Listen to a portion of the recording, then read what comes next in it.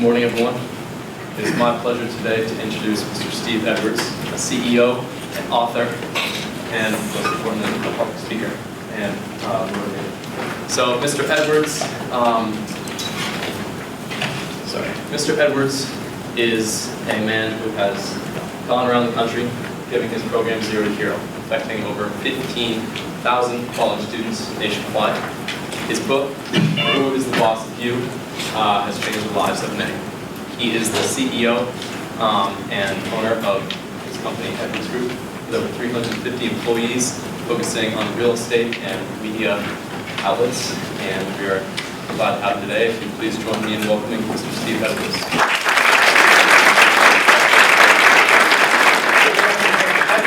You read that intro 10 minutes ago and just did it from memory, so that's pretty impressive altogether. Good job, Max.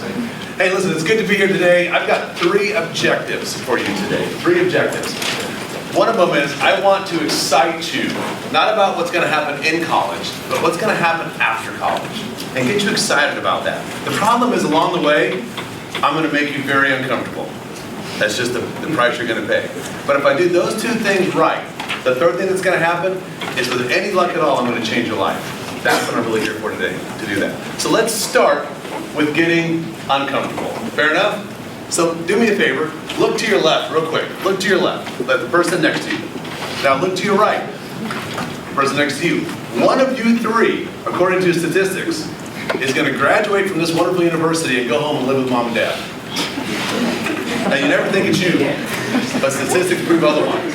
Even worse, 2.5 out of 3 of you, 2.5 out of 3 of you, if you can do that, figure that out, are going to get a job that you never really wanted and you don't really like. And the reason for that is because you're not prepped for it, and that's what today is all about. See, because how many of you know somebody in your life, mom, dad, brother, sister, uncle, aunt, that just hate their jobs? Right? We know people like that, right? Isn't that bizarre? I mean, every day you wake up to go to a job that sucks. Think about that. We do not live in communist China. No one has a gun to their head saying, you've got to do this, and yet they elect to wake up every day and go suck in their job. How's this for motivation, right? See, and I have a saying. Here's the deal, and it's rough. I told you we're going to get uncomfortable first, but I will make it better. If your life sucks, hear me here, if your life sucks, you suck. Straight up, if your life sucks, you suck. Now listen, let me put a precursor on that. I am not sitting here saying life going bad or you're being unlucky, as Dr. Wyman would say, is all your fault. I'm really not. Because bad things happen to good people. But what I am saying is when bad things happen, look in the mirror first. And if you graduate from college without having a clue, when you go get in a job that sucks, that's on you. That's simply on you. And shame on you if that's the case. But the problem you also have is you're not given the tools to succeed. See, these people who go to work and hate their lives every day when they're at work. By the way, you can tell who these people are very simply. They're the ones that say, I cannot wait for 5 o'clock. Can't wait. Or they say, I can't wait for Friday, because baby, the weekends are mine. They can't take the weekends away from me. And when these people wake up every morning, at 6 in the morning, getting ready to go to the grinder, okay? The music they hear in their head sounds a lot like this. Sometimes everything is wrong.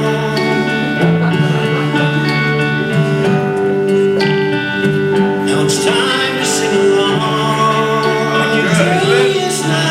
Let's go make some breakfast. It's just brutal, absolutely brutal, and yet they go there every single day. Now here's what I'm about today. I'm going to show you 3 principles that are going to change that, I hope. Okay? That's going to be up to you. But how about this? Everyone do me a favor. Stand up real quick. Just humor. Stand up. Now imagine if every day you woke up at 6 in the morning knowing you were going to a job that not only did you enjoy, but you were passionate about it. You couldn't wait to get in there, kick ass, and take names. Imagine that. Imagine if you just woke up realizing, okay, it's a work day, it's Monday, but I don't care. And all of a sudden when you wake up, it sounds like this. Take this in. Just take it in. It's my favorite song. 6 in the morning. Turn it up. Own it. How's that feel? Can you see that? All right. Thank you.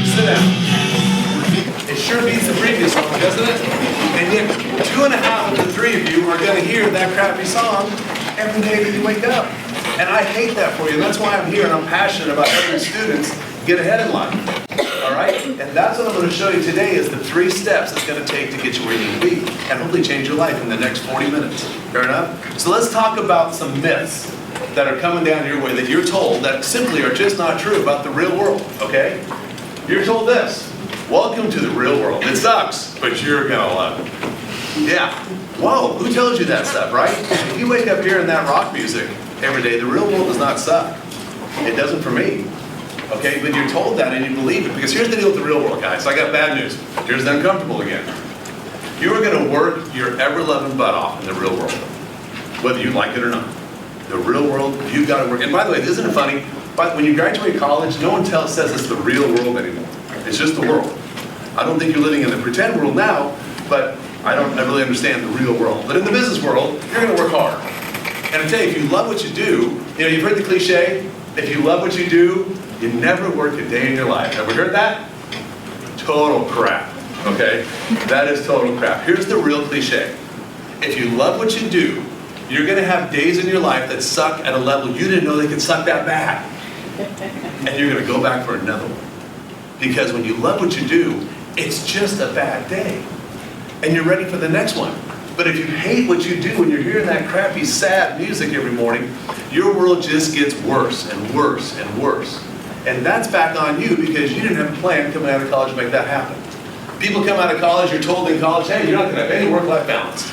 Nope, just work, work, work. That's just not true, and I'll show you how. You're also told, hey, listen, you've got to do what your major tells you to do.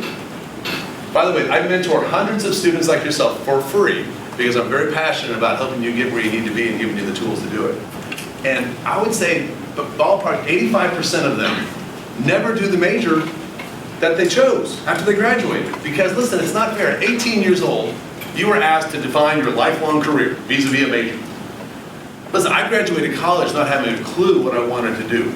I left college not having a clue what I wanted to do. I feel your pain. I think this is what makes me passionate about teaching you now, because if someone had told me some of these things, I would have gone a whole lot farther, a whole lot faster than graduate college and go into the unemployment agency or the employment agency and trying to figure out what they can do to get you work. That's what I did when I was 22 years old. I get it, okay?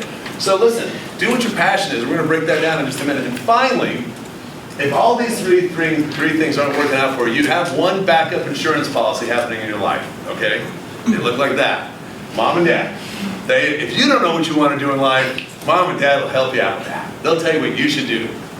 And again, I'm here to tell you, you are young adults. This is your life, not their life. If they paid for your college, thank them. But at the end of the day, choose your own life. Don't let someone else choose it for you. That's what's critical. You're an adult now. Act like it. Fair enough? So I'm going to give you 3 steps today. 3 simple steps to bring this to fruition. Fair enough? Step 1. I simply say this. You've got to get a plan. Now that hurts my heart a little bit, because if someone had said that to me when I was in college, totally lost, I'd be like, yeah, Steve, that's awesome. I don't know how to do that. I don't know how to get a plan. It's like setting goals. We're going to do all these things. How many of you, for fun and games, take personality tests to try to figure out which one? Yeah, right? I did all of them. I did all. They don't work. They just don't work. I wish they did, but they don't. So I was just as confused as anybody else. But let me ask you this. What if I told you, if you want to find all the success in your life that you could ever imagine, all you've got to do is get in your car and drive out in the western part of the United States. Just drive out west and you'll find it. Most people attempt this, and this is what happens. It's a big place. It's a really big place. California, Utah, Idaho, Montana, Nevada, it keeps going. You can spend your whole life stumbling and fumbling out west trying to figure out where success is and never find it. Never find it. That's most people. But what if I told you this? And this is a metaphor. But what if I told you this? What if I said to you, all you've got to do is find Denver? Okay? Downtown Denver, right there. Now this is a metaphor, but I have college students and adults across the country talking to me about their Denvers. And Denver is simply this. It's a landing spot. It's an idea. It's a dream. It's a hope. It's an aspiration. It's a place I want to travel to one day. It's a job that I would love to have, even though in my heart I probably don't believe I could do it. That's another problem college students have, is you don't believe you can do what really is achievable. But you'll never achieve anything until you find a landing place such as a Denver. And we call them Denvers when you have this big, hairy, audacious goal that, if I could do anything, damn straight I'd do that. I just don't know how to do that. And that's probably not me anyway. They're not going to choose me, so then we go on and we play the slow music and suck. All right? I'm going to fix that for you, because here's how you help find some of your Denvers, okay? First of all, you've got to do what we call flow. Flow is simply this, an academic term that is I really enjoy, because how many of you go to situations, maybe even some classes, that you're sitting there and time seems to go backwards, right? We have that? Yeah, it's horrible, isn't it? That's most people's jobs. But how about when you do something in your life, and I don't care if it's fun, if it's planning an intramural game, I don't know what it is, but time, you look up in 2 hours, has just evaporated. You know those points? Those are when you've got to stop and say to yourself, why did I enjoy that so much that time evaporated? And then what I do is those are all clues to try to figure out, maybe that's not your career, but maybe that's the arena you want to play in, so that you can go do that every day of your life and be in a job where time flies, because you're just having fun and you're busy and you're productive and you're making a difference in life. That's what you got to stop. When you have flow moments, stop and ask yourself why, okay? The other answer you got to ask yourself is here's a really simple one. I really wish someone had told me this when I was in school. What would you do if money were no object? Bear with me here. Imagine if right now you had $1 million in your bank account. Straight up. I'm not trying to be facetious here. $1 million in your bank account, thousands more pouring in every day. Good for you, okay? You go buy the Lambo and the Ferrari, you go to Greece for 6 weeks, you nap as long as you can nap, drink as much as you can drink, and when you're through all that, you sit there and say, I've got to do something with my life that looks like purposeful meaning. What would you do for free if money wasn't driving you? Because Dr. Wyman will long prove to you that those that chase their passions versus money win every time. Because, like I said, in the real world, you're going to work hard. And when you love what you do, you're not trying to get out of there at 5 o'clock at night. You don't care if you're there at 7 o'clock. You don't care if it's Sunday morning. I don't. It's just what I do. Now, Wednesday afternoon, I might be screwing around too, okay? But if it's Saturday morning and you ask me to work, that's fine. You know, you got to ask yourself, what would you do if I called you on a Sunday morning at 10 o'clock in the morning and said, yo, Cassandra, I need you, come in. Those that love their job would be like, cool, I'll be right there. Those that hate their job would be like, oh, hell no. This is Sunday morning. You're not getting me. You don't own me on a Sunday, okay? That's the difference. Fair enough? And so for someone like myself, you call me to go to an airport, because aviation is one of my passions, I'll be there night or day. I just love being there. Fair enough? So you got to ask yourself, where are your Denvers? And you don't have to have them right now, but you have to start identifying some. And I have at least 10 or 15 Denvers running in my head at any one time. Do I accomplish them all? Absolutely not. And I'll show you why in just a minute. But without a destination in mind, you will never get to any semblance of success in your life that you ever wanted. You'll just be stumbling out west.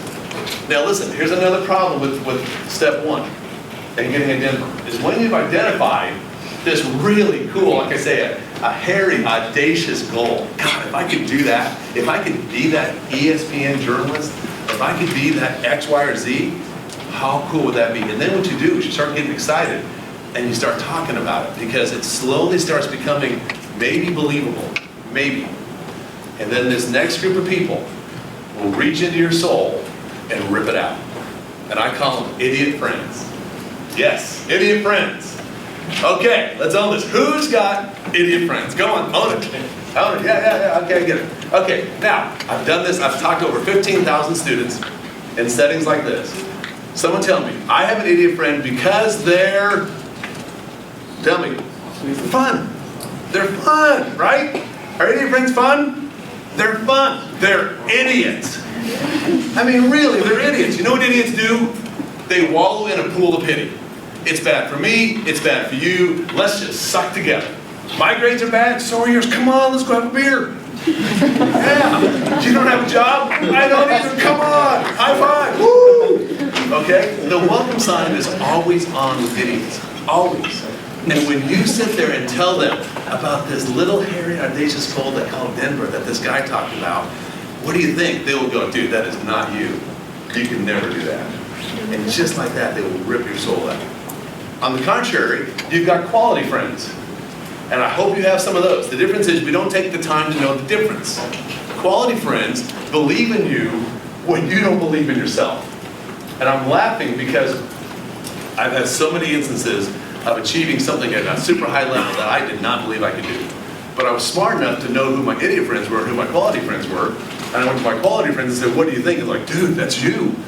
How can we help you? How can we do that? See, one of your quality friends here will say, listen, I'm getting bad grades too, but let me show you what I'm doing about it. I don't have a job either, but here's the 3 things I'm working on to make it accelerate for me. Let's come along with me. See, that's what you've got to realize. One of my highest, top level quality friends in this room is Dr. Wyman. Without him, I would not have a book, I would not have a speaking career, and I wouldn't have a lot of things because that guy believed in me when I didn't believe in him. And he invited me to his class about 10 years ago to speak, and he encouraged me to write a book. He does things that twist your mind up and get you going, okay? But the highest quality individual you can ever ask for, and I'm forever indebted to him for doing that, okay? So just know the difference. I'm not saying go to your idiot friends and go, you're an idiot, you're out of my life, okay? All I'm saying is we only have so much time for those that we love and enjoy. Spend it wisely. Spend it wisely, because I'm telling you, they will strip you down naked in your thoughts as far as when you have a Denver that you really think you might be able to do. Don't let them do that, okay? That's step 1, find your Denvers. And again, this is foundational because without it, we can't move forward.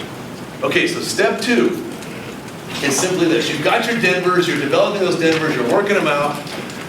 Now the other mistake a college student makes, and I'm stereotyping it because it's true, is you just assume it's good or bad. From what you've heard, what you've read on the internet, which we all know is true, okay? Right? So, but what you don't go do is truly vet the situation to see if it's really good or not, a good idea or not. So that's why I say step 2 is simply this. I call it the most important word in the English language, and it's that word right there. It's just advice. Listen. If you go out and you have this great big goal, and let's say you want to be an electrical engineer, all right? That's your big deal. If I can do anything, I'd do that. Whatever. You all know something in your minds, and if you don't, you will. You've got a few months or years to figure it out. But then what you've got to do is you've got to go ask someone for their advice that's doing it. See, advice is free to ask for. It's free to give. And we're thankful and actually very appreciative that you like us enough to actually want our advice. But no one ever asks. No one ever does. And if you came to me and said you wanted to be a pilot, okay, I've been a pilot for 38 years maybe, okay, I've flown about everything that flies, and you said I want to be a pilot, here's the question you want to ask these people. Knowing what you know about X world that you want to be in, you don't want to say, do you think it's a good idea? Because they'll go, yeah, go for it. Because, whatever. But if you ask me this, and Dr. Wyman alluded to this earlier, if you could go back to being your age, if I could go back to being 20 years old, knowing what I know about that particular field, what would you do differently? It's gold, because here's what I call it. I call it turning decades into days.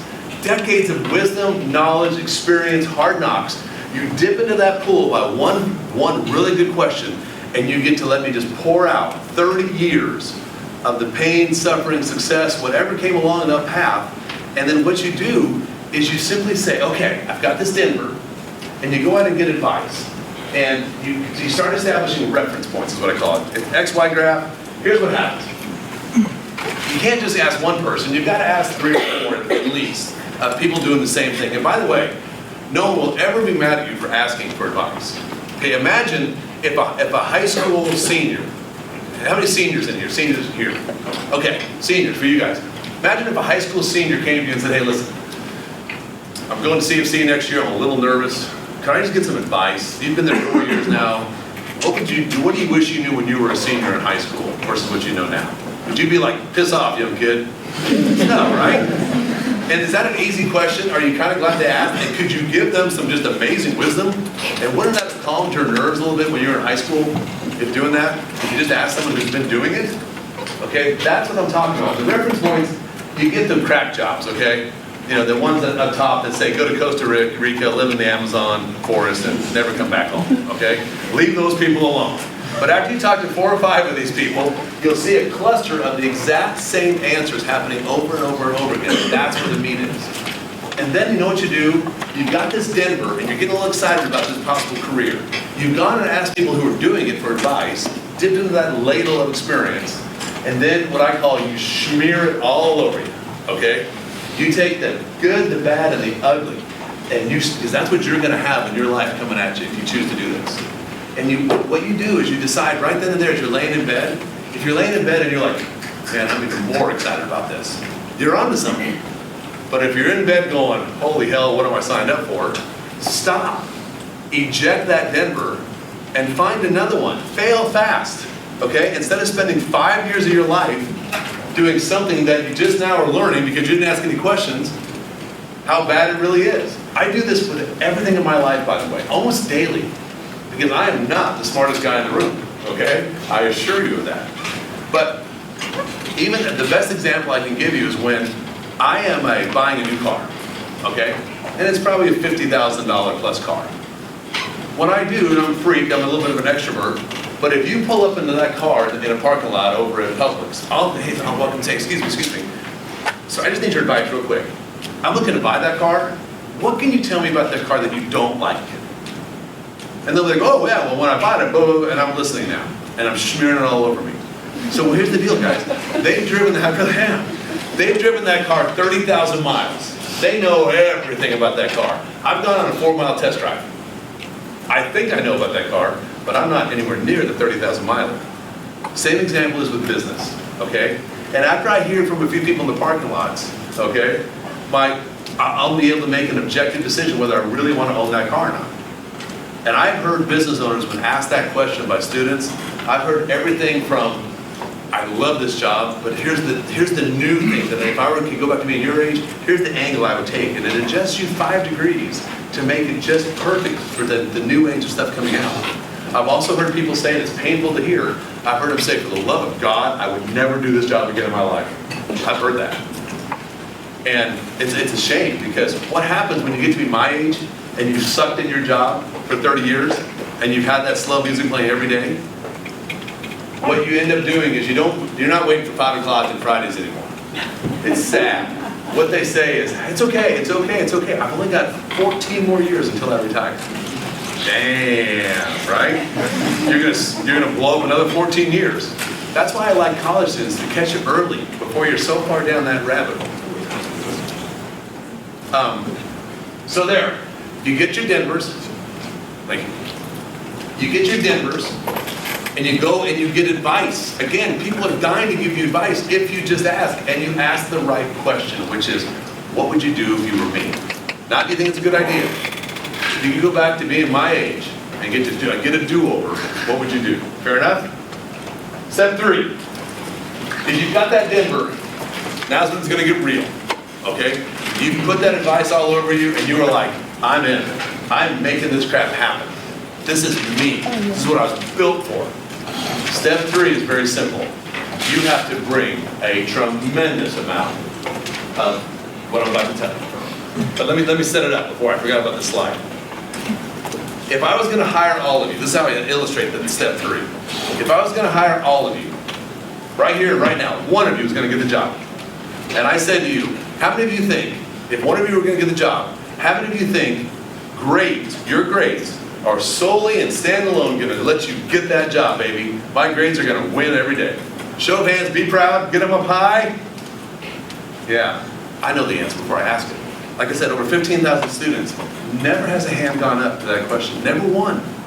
Which I find ironic, because you're stressing, getting anxiety, taking Adderall to get good grades. Yeah, we know about that. So again, I'm not saying for the professor's sanity that grades are not important. What I am telling you this is when you get out of school, no one will ever ask you what your grade point average was ever again. And probably not your major. Really won't. So how many of you think it's experience? Experience wins the day. Yay! Who has experience? Ooh, college.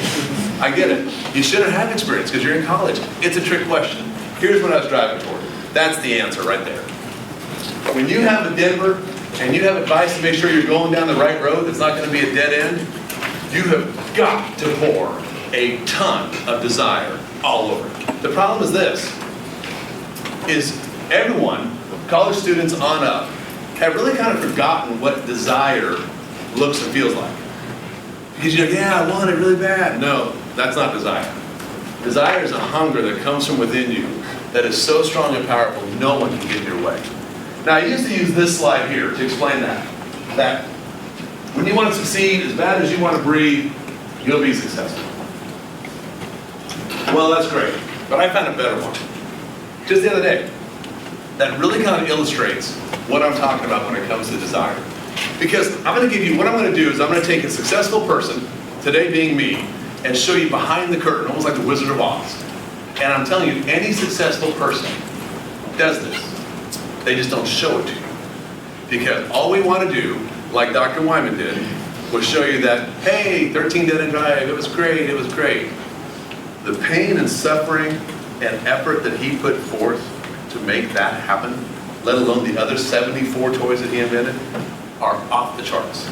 I have personally witnessed him doing things that he could have been doing a lot of more fun things. And he's not going to talk about it because we don't want to talk about the things that really created the desire to win.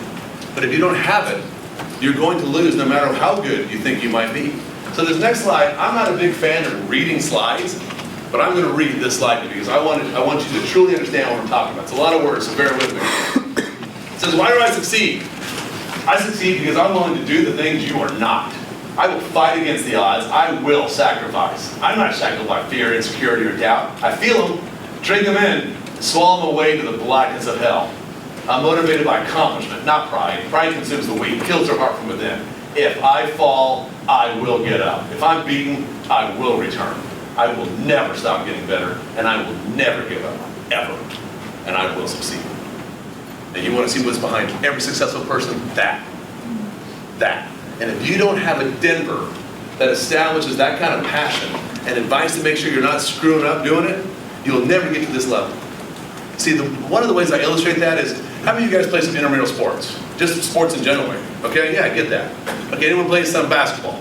Who's good? Okay, way in the back in the blue. What's your name? Dylan. What? Dylan. Dylan? Yeah. All right, Dylan. So Dylan and I are going to go play some basketball. And Dylan's a good basketball player. And I'm twice his age. And I'm like, hey, Dylan. This is most of us play this game because we want Dylan to be spooled down. Dylan, hey, listen, go easy on me. I'm old. I'm bad. Let's just go have some fun today and just hoop it up. Okay, Dylan's going to come out and probably give me, whether he wants to or not, a good 70% effort. But what if I came to Dylan and said, Dylan, I'm going to make you my bitch today. I'm going to dunk on you. I'm going to just power through you. I'm going to knock you on your butt. You're never going to know what happened. Then it's on. All of a sudden, we're not at 70% anymore, are we? Dylan's bringing his A game. I don't want that. See, that's why we keep it hidden to a large degree. And two, the pain of the effort that we did to get where we got is not something we really want to relive. Straight up. There's a lot of pain involved in that, but when you love what you do, you just keep powering through it. One way I also illustrate that is if we were all in a room together in the lobby waiting to be interviewed by Dr. Wyman, I'd be going around going, hey, high five, Cassandra, good luck, girl, let's do this. May the best person win. Really, best person win. I'm a team player. When that door closed behind me and I walked into the interview's office, I would want to kick your ass inside out and upside down. Okay? Because I'm doing that. And if you're not, you're going to finish second. And in the military, what do they call second place? The first loser. Who said that? Good for you. The first loser. I don't want you to be the first loser. That's why I'm here. I want to position you to do that. But if you said to Steve Edwards, being me, hey, go sell some insurance, which to me is a living nightmare, okay? I couldn't do that. No one can do that. I might be able to do it for 3 hours, bless you. I might be able to do it for 3 hours, but I can't do that because I don't like it. That's why the Denver is such an important starting foundational place, okay? So, in my book, I dumbed it down because that's the world we live in. But I got this graphic that just kind of explains it for me. It's just woulda, coulda, shoulda, did. That's really what it is I'm never in the woulda, coulda, shoulda category. My friends will tell you that when Steve's going to do something, he goes and does it. But I also had a friend illustrate to me about a year ago, I found it illuminating, because you never really know yourself that well. He has never seen me speak, doesn't know me from this angle at all, he knows me from my businesses. He said, Steve, it's interesting, when you look like you just pop your head up out of water, you've made a decision and it's full speed ahead. I was like, okay. He's like, that's not what you do. And I was like, okay, what do I do? And he goes, you've identified what it is, the target you want. He goes, and then underneath the water, you have figured out all the angles to to make sure you're doing the right thing right. Because when you finally pop your head above water, it looks like you just made an instant decision, when in reality, you have made a decision long before that with a ton of research. And I was like, holy crap, I do exactly what I'm talking about here. I just do it without even thinking anymore because I've been doing it so long. Okay? Don't be a woulda, coulda, shoulda. Those people are not living the lives you want to lead. Okay? So, let's get to the last phase. How do we take all this and turn it into a dream job? Okay? Here's where we're going to start having some fun. All right? How do you get your dream job knowing all this? It's very simple. This next slide will illustrate exactly how to get your dream job. It's this. Say what? Say what? Right? I love it. So what we got here is a fox literally outside the hen house. Now, those hens are locked up pretty tight. You know, the top, bottom, left, right, they're in there pretty safely. Fox is outside looking at them. Who would agree chickens are safe? I'd agree. I think they are. Anyone think they're safe? We all agree? So, what happens if I just open the door or let the fox in for just a 10-minute visit? Just a 10-minute visit. What do you think? Bye-bye, chickens. Feathers are flying, chickens are dying. Okay? It's a shit show. Chickens are dying. See, here's the deal, guys. You're the fox. But the problem is, the chickens are the people in the building you'd like to work inside of, and you're in the parking lot, wishing you could get in the building. And if you could get in that building, you would eat, and feathers would fly, and chickens would die. And what I teach students how to do is get into the building. And again, it's just something that you're not getting a whole lot of in your life, all right? And that's what I do. And I do it by one thing, and if I'm known by anything, it's this next slide, and it's that. I call it in my world, a moment of courage. A moment of courage. See, when I talk to students one-on-one who have this kind of desire, those that don't have desire never make it to it, okay? But those that do and really want to go kick butt and take names, I teach them, I will not teach you how to dress for an interview, your resume, what your strengths and weaknesses are. You have the Career Center for that, good luck, okay? Do all that, that's not what I do. I teach students like yourself, and adults as well, for 30 seconds. 30 seconds in an interview, that's it. And I call it a moment of courage. A moment of courage. And what that is to me is I call it bringing a sledgehammer to a glass party. Okay? At some point, you have to rear back and you have to destroy everything in that room. And what I say is, you let your, I teach you, and this is something you have to be taught. You just can't be told and you're good to go, okay? It requires some thought, introspection, and reflection to figure it out. But what I show you how to do is when you're at that Denver and you just, God, I want to be here. This is it. I've gotten the advice, I know it, I've got all the desire in the world to do it. I just got to get in the building. I show you how to get your heart out of your mouth. And when you can get that out of your mouth, then everything changes for you. And I call it a moment of courage. Here's what that looks like. By the way, the other problem employers have, like myself, is if I took 10 of you up against the wall and one of you truly wanted that job like I just explained. 5 guys are in suits, 5 ladies are in wonderful dresses, they're all smiling, they're all saying the same thing, they're all on point, being nice, and yes sir. I can't tell who's who really wants to be there because you're taught to stay politically correct. When you get out there, it's not politically correct anymore. And what a moment of courage does is it allows you to do this. Yo, right here. I'm the one. And we go, oh, thanks, come on. We needed you. You know, everyone watched The Voice on TV? Blake Shelton does it better than anybody. 4 judges, singers trying to decide which judge is going to make them number 1. And Blake Shelton, after all the talking is done, he sits there and just does this. That's all he's got to do. And he's won more contests than any other judge on the show. The best nonverbal I've ever seen. The moment of courage does that for the interviewee, for you. And what that looks like is this. And just a quick tidbit. What's your name? Ashley. Ashley's interviewing me. Okay, so I'm you.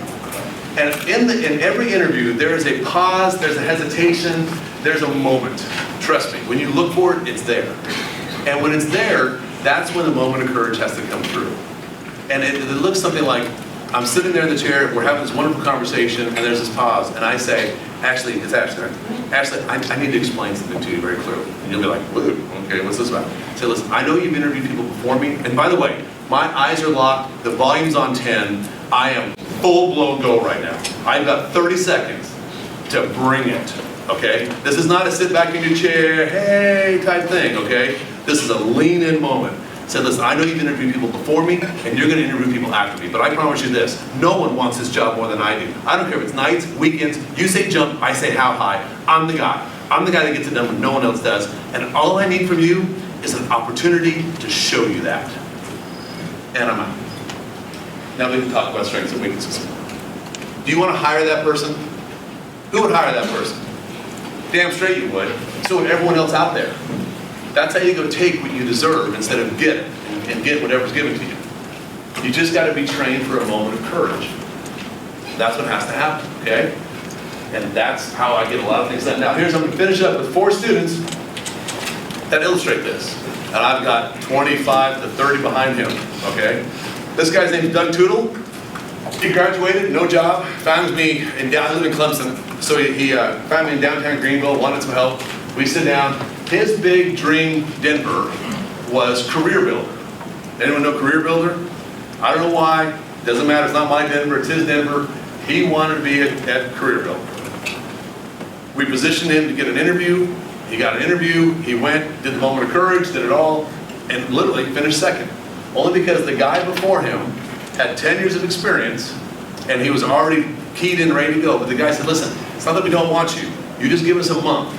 And here's how it works. They said, in one way or another, they said, as soon as somebody basically blinks and half-asses it at this company, you're going to be here, we're going to fire him. They didn't say it quite that way, but that's how it works. Sure enough, a month later, they called him up. We need you. He goes to Career Builder. And then keep in mind, he's at his dream job, and everyone else at Career Builder just went to the career fair and got a job. So they're waiting for 5 o'clock, they're doing this. He calls me up and says, Steve, you won't believe this. No one here wants to work. No one here wants to work. He goes, I'm kicking butt, taking names, winning all the awards, doing everything. He goes, it's because they just want to leave and get out of here. I love this place. And sure enough, about 6 months later, I steal something off his Facebook page. He's in Cabo San Lucas. Sure, he's giving everyone hell. And down below is the real kicker. I didn't pay for this. Thanks, Career Builder. He's winning the awards, okay? Here's another guy, Mike Trilla, Clemson grad. Played baseball, just was barely not good enough to play in the pros, but he was good. I watched him play. About a year after he graduated in 15. This is an older one. 16, he finds me at a dodgeball tournament, okay? He's really the guy you want in a dodgeball tournament, let me tell you. But he's unemployed a year later, has no clue. So he finds me and says, hey, I heard you speak, can we get together? We spent 3 hours in McAllister's Deli, and I walked him through, because he had all the skills, the desire, and I walked him through a lot of things, but one of them was a moment of courage. And in doing so, he wanted to work, and eventually his goal was the Yankees, the New York Yankees. But he was trying to get an interview and get on with the Washington Nationals in the meantime. And he said, I'm waiting to hear back from them. I'm waiting to hear back from them. I said, dude, we don't wait. Let's go take what we deserve. Let's go make this happen. So I walked him, it was on a Monday. On a Wednesday, he called me.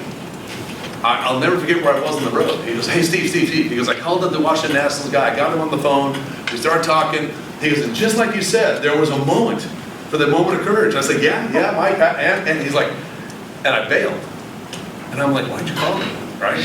So he says, yeah. He goes, so the guy went on. He goes, I said, well, what happened? He goes, well, he said, listen, if there's a job that opens up here that we can fit you in, we'll talk to management, and let us get back to you if that happens. Blew him. I said, so I'm kind of annoyed that I spent all that time with him, and that happened. I said, okay, what happened then? And every moment in your life, there's going to be a moment where you've just got to decide, are you going to win or are you going to lose? And he says, this is verbatim. He said, Steve, I get goosebumps when I tell the story. He goes, I looked at the phone, and I said, hell no, that's not going to happen to me. I picked the phone back up, dialed his number. He said, I can't believe he answered the phone. I said, okay, and he goes, I didn't wait for the moment of courage, I just had it. He goes, I was yelling in the phone, I'm the guy that's going to get things done. He went through the whole thing. And I was like, okay. I said, so what happened? And he goes, the guy said, you're hired, you start Friday. So ironically, that Friday, I'm at Starbucks with another student, and Mike comes from Monday unemployed. Friday, he comes walking in, and I was like, what are you doing? He's like, just getting some gear, going to Daytona for spring training. That was March. Gets on the Nationals. But he's got a bigger goal. He wants to be with the Yankees. But now the fox got in the hen house. And he beat. Okay? He got on, and all of a sudden he's meeting the director of marketing. They're going to coffee. They're doing this, they're doing that. And in December, he calls me up and says, hey, and so he actually sent me a text in December, and the text looked like that. Yo! Now, it's a video position. Let's not be impressed by that, okay?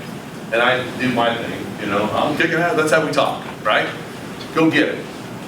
So he went to the Yankees, got on with the Yankees, and as a video director, I'm not impressed. The Fox got in the hen house of the Yankees, okay? And all I gotta do is wait 6 to 8 months for him to call me back, because he'd be eating. And he called me last week. I was like, hey, do you run the company yet? He's like, no. I said, what are you doing? It's not video. So he's now like the agent of the agents for all the players. Any need they have, from hotels to this to that, everything else, he's the guy. Dr. Martin was telling me he was going to see the Yankees next week. I said, dude, you should have called me. Because man, I'm hooked on that one, right? So, but Mike, and all of a sudden now he's like, yeah, the Yankees are great, but it's just a baseball team. He's not near as impressed as he was, and he's just leveling up. And he's 26 years old, okay? Here's another one, Katie. Katie Nissen, she graduated, she wanted to be in the clothing business. She wanted to be a buyer for a clothing company. We positioned her, got her going. She sent me an email, and then it's a lot of conversations. I'm skipping over a lot of stuff. And I only had this up there, it's hard to read, but I highlighted it in the yellow. And she said, I was able to gather myself in a moment of courage during the interview. This is where I have to start before having the dream job of becoming a buyer, but I'm happy to do it. The Fox got in the hen house. So guess what? It's about time, this last summer was about time for me to get a phone call. Hey Steve, guess what? It happens over and over again. And I know the answer. I know the answer to that. Well, here's what she did. This has never happened before. She didn't call me. Her dad did. Okay? With the most gratitude you've ever heard a dad have. And he said, not only do I appreciate what you've done for my daughter, he goes, but I wanted to tell you something. She's busy getting married right now. But Belk, who she got with, created a whole new position just for her to be a buyer in. They said they didn't have the position, but she was so good, they created one just for her to move up with. And she is blowing and going in the Belk world right now as a buyer. That's how it works. And bringing the anchor leg home, you got this guy. Wow. This guy is not a fox. He is a werewolf. Okay? His name is Bradley Fulton. And I took this picture of him, and it looks like it's all great there. It could not have been any worse. Okay? When I met him, he called me, wanted to meet after I spoke to a class. We sit down. He's running an Allstate insurance call center right now. Class is over at 3:50. He's running an Allstate insurance call center, working 40 hours a week. His mom is dead. His dad doesn't know him. He's $100,000 in debt. He's got no backstop. And he's basically making minimum wage, trying to get through Clemson the best he knows how. And the stress of life was on him to the point that he was literally about to drown. And I did something I've never done before or after, is it was so bad, I emptied my pockets of my cash, and I was going on a trip the next day, so I was loaded, right? And I gave him all my cash, and I said, listen, just breathe. Just breathe. Seriously, that's exactly what I said. It's going to be okay. We're going to figure this out. Because what I knew that he didn't know is he had the desire of any 3 college students I've ever met in my life. Okay? That's why I said he's not a fox. He's a werewolf. And he's like the Tasmanian devil. When you give him something to do, he goes and does it. I mean, I gave him my book, which I'll give any of you today for free if you read it. He called me 3 hours later apologizing for not being done with it. And he was serious. So I had to be very careful what I tasked him with because he was going to eat it. Well, I said, let's position you throughout this year, this is senior year starting in on that August, to have a job by the time it's Christmas. So you can coast through your last semester and not be stressed over school and just be looking forward to your job. He came to my house in December with 4 job offers, because again, we positioned him to do that, because he understood how to do the moment of courage and he had desire out the wazoo. He picked one with Microsoft, okay? Microsoft hired him on the spot, right here. Now he works for Microsoft. He started at $115,000 a year with stock options and signing bonus, all right?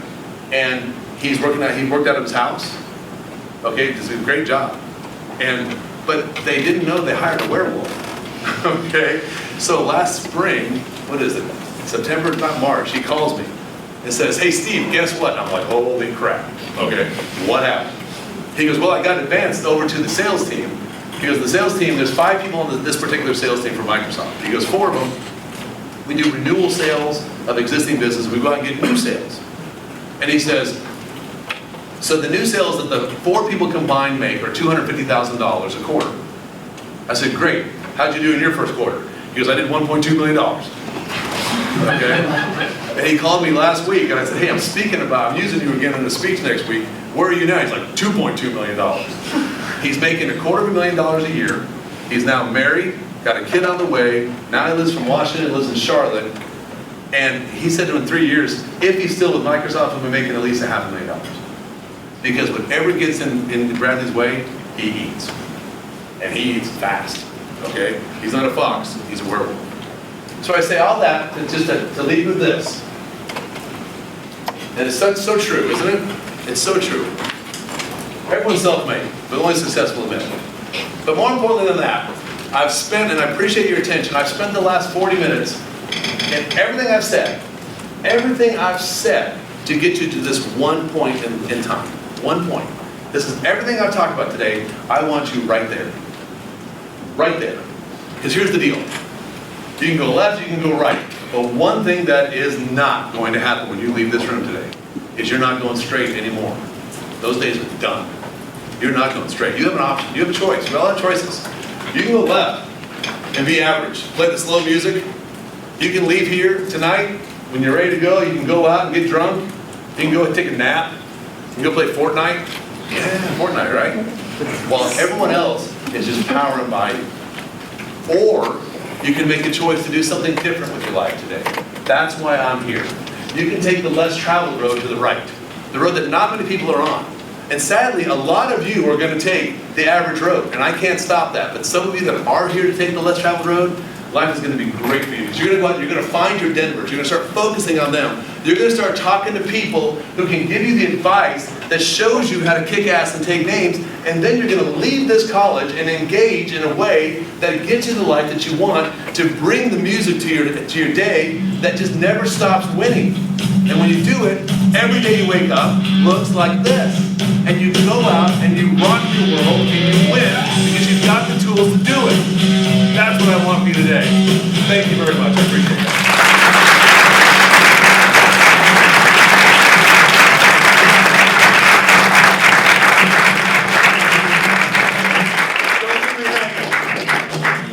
You leaving me hanging? And by the way, here's my information.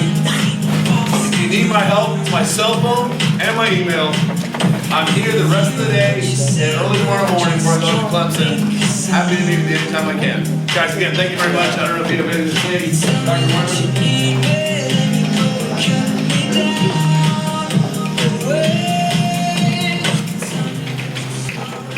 So, Steve is available from 5 to 6:30 tonight. Oh, okay. There's that. So if